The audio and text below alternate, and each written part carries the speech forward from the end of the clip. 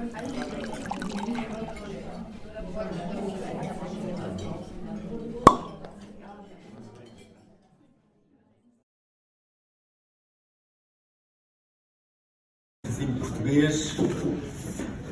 português desengravatado. E com esta festa, simplesmente o vinho, o mundo é com certeza um sítio melhor, mais feliz e mais alegre.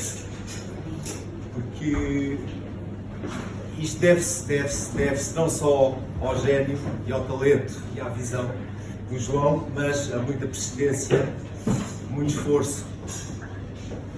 E nós vimos aqui todos os anos, todos desfrutamos imenso e até achamos que isto é quase cair do céu, às vezes esquecemos de agradecer, ou pelo menos não há suficientes palavras de agradecimento. Então a ele e à equipa que ele tem, que é uma casta em vias de desaparecimento, que é, podemos chamar os grandes malucos, os malucos autênticos, e neles está toda a nossa esperança. Sem eles não vale a pena viver neste planeta. Vamos mudar para Marte ou alguma coisa assim. Então, ao escolher os vinhos para este jantar, pensei obviamente no João, tinha que ser um rosé. Um rosé com boa energia e efervescência. Espero que encontrem isso, que é uma homenagem à boa energia com que ele nos envolve sempre.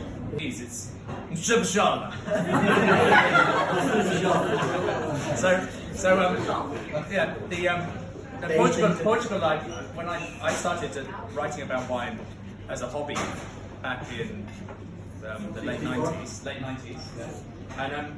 And one of the countries I really fell in love with for their wines was Portugal. And then, back in most Portuguese wine was really terrible then, but there were some really good things. And I remember the first time I went to the Douro was in 2002. I had dinner with Dirk Newport in London, and I didn't know about the Douro at all. And he said, "What are you doing next weekend?" And I said, "I don't know, Dirk." He said, "You're coming to the Douro." And so let's try Dirk. And so one of the places I went to was the Drought, and he invited me to his home. And I cooked for you. Yeah, and it was fantastic. It was just like one of the great experiences for me has been traveling around Portugal, trying all the wines, and just the authenticity.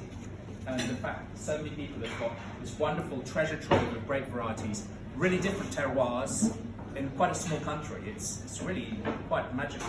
And I think for me, Simplesmente is like, I've been quite a few times now, is just the perfect wine. It's not like a natural wine fair, which are great, but it's like it's I love this phrase, Philippus, which is the wines without makeup. Yeah. And so for me, this is a beautiful time to come here for Simplesmente, meet really people making really interesting wines, and every year there's new things that are interesting. So this is what makes wine so exciting, so fun, and it's just a pleasure to be here. Thank you. I have to say I came in 1992 for the first time to the Algarve, and I was impressed that I could drink wines from 1955 for less than 10 euros a bottle. And they were very interesting wines, and I only recently realized that they were made in clay pots in Italia. And they somehow survived that length of time. But when I first went to Porto, and the first time I came was in Porto in 2002, about the same time, 2003, both years they sent me to see the Douro Boys, and I was very, very impressed.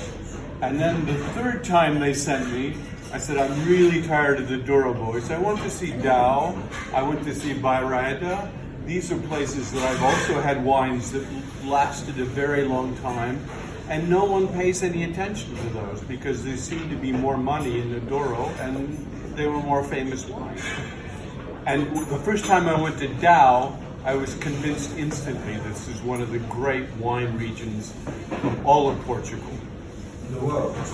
Maybe in the world too. Certainly as good as the Rhone. It has such a diversity of climates, and it's cooler and greener and wetter, and it's a fresher place than Douro was. Not to say that Douro is bad. I was just wanting something different.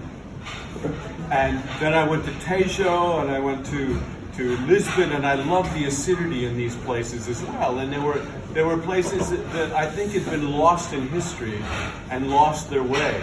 And then I went to Alentejo within a couple of years in 2005, and the wine seemed very Australian to me. It was a wrong psychology. People were trying to make wines in a very international style. They weren't being true to Portugal. And what I've seen over the last 20 years is that Portugal has rediscovered itself, and it has the greatest wine traditions of anywhere in the world, and it should be so proud of itself and what it's, the capacity of what it's done in the past and what it can do in the future. Just on Monday night, I had a bottle of 1842 Tarantas from Leacox in Madeira, and that's the oldest one I've had from Madeira is 1720. And to make wines that can last that long, nowhere else on the earth, nobody's ever accomplished that. Not the French, no one. So your future is fantastic. Thank you, Bill. Yeah. They're from mafia, you know. They're No, there's not this kind of stuff in our region. We are in northeast of Italy, and between Venice and Verona, and this is our most important white wine. What my father, since 1980s, tried to do is to put in bottle our soil, and so our volcanic soil especially.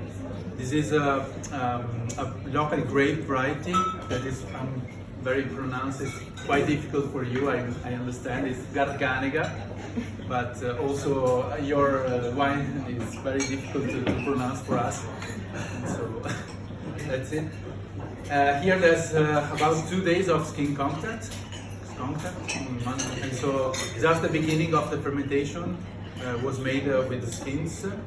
And after that, we put in big barrel for 1 year, and then we put in bottle without sulfite, without filtration, as you see, because it's quite loud, especially the lowest part of the bottle. But for us, it's the most important expression of Garganega, and that's is the important way. We are in a very productive region that make very cheap wine, and so my father spent a lot of energy to came out from this imagine that world have of our region, and he was able to make sure that Garganega also can make a very good quality wine with a lot of expression of terroir, of volcanic terroir, and so you can say, you know, basaltic and a lot of mineral inside, and that's it. Yeah, my father was also one of the pioneer of natural wine in Italy. With in your village. Well, in northeast of Italy. Okay. I'm kidding. No, he is also able to grow some very new young guys in our region, because he rent our cellar to some people that now is selling all over the world, and so he's very proud of it. And so, but yeah, we also, my father is a president of a very important natural wine association in Italy that now counts more than 2,200 winery. No, let's say 2,000. No, 2,000, no, it's too much. No, it's impossible. That's next year. Maybe next year, yeah. And So it's Vinatur. Vinatur, yes. You should go to vinatur.it. Yes. .org Or and orange. and yeah, it's all a small producer, but also there's some big one that started to convert the winery in natural way, and so we are very proud of it because more vineyard is natural. It's better for everybody, for people, for even for worker that goes inside the vines. Because if you don't use pesticide, herbicide, everybody, not only nature but also humans is safe, and so it's better for everybody. And so I respect that you I leave it to my younger brother. Thank you. So I leave it to my younger brother yes, to get also, up and yes, say, yes, because we Leaving everybody. Have you fun? Yes. Okay, this is the most important thing. So. Dizer que é irritante, não, é só uma ligeira irritação.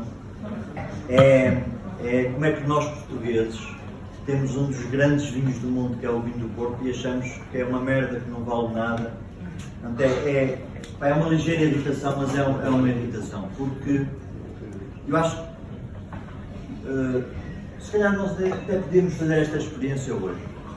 2 a 2 ficam com um copo e vamos pôr um dos últimos vinhos tintos, que é o que normalmente acontece no jantar.